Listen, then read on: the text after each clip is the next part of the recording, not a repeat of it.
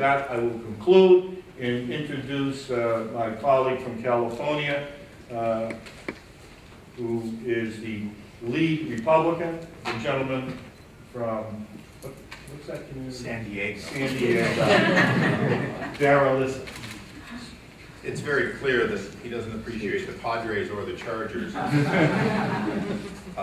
Bill, 10 years ago when I came here and was on Foreign Affairs, then International Relations, the Senate has always had affairs, we have relations. That's just for YouTube, folks.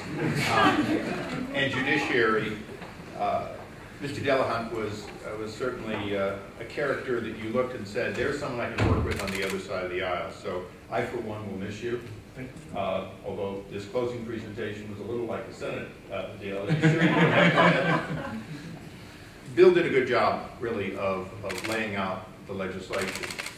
Senator Webb had not arrived yet, so when we were talking bipartisan, perhaps we didn't mention enough bicameral. The fact that Senator Webb is leading the charge on the Senate side gives us a high confidence that this will pass under the same author and co-sponsor, because otherwise, we'll have to start again next year, and we don't want to have to do that.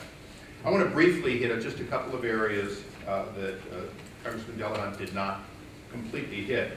But I think whether you're a Republican or a Democrat, whether you have the experience in law enforcement, or as myself, just served on a commission on prison industries and was in the prisons, you realize that there are flaws. Today, the figure popularly is about 2.4 million people are incarcerated, 5 million are on probation, but 3 to 4 times that many people have been through the system. And because they've been through the system, a series of well-intended laws by members of Congress and by past presidents have created a conundrum that only a Blue Ribbon Commission can attack properly. As those of us who have served for a time in the Congress realize, there are two things we do well here on the Hill. Nothing at all and overreacting. And it's just possible that in addition to the nothing at all, over the years we've overreacted, we've over-federalized, we've over-mandatory minimum.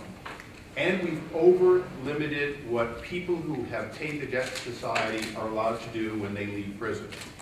So in addition to the obvious that people say, well, look, we want to look at crack versus powder, something that's been an issue since the day I got here and I've come to realize needs to be dealt with.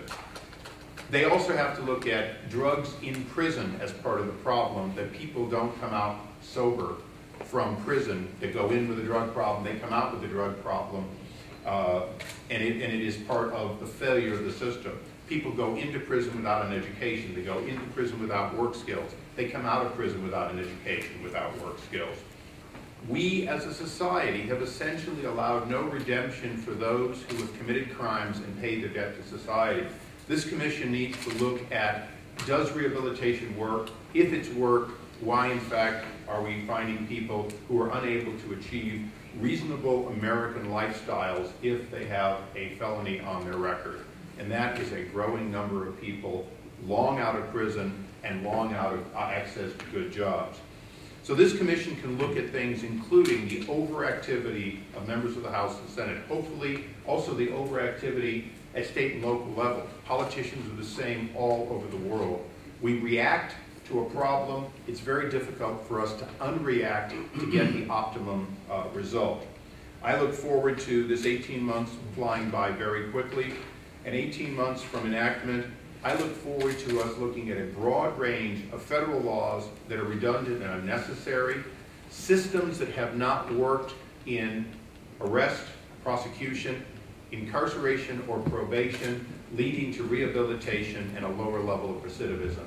It is very clear that simply putting more people in prison alone is not the whole solution. So when I look at criminal justice and law enforcement, I look at this new bill, dropped today, 5143, and say it is the step we must take if we're going to have the kind of guidance toward broad legislation at the federal and guidance to those states who in fact represent 95% of criminal justice.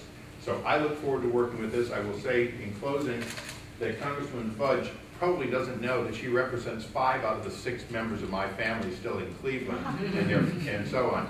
So although Cleveland enjoys criminal justice problems that are very different at times from San Diego because of the characteristic of who is incarcerated, where they come from, the border proximity. Once people go into the system, there's very little difference in where the system fails them. So I look forward to working with Marcia on this on a broad basis.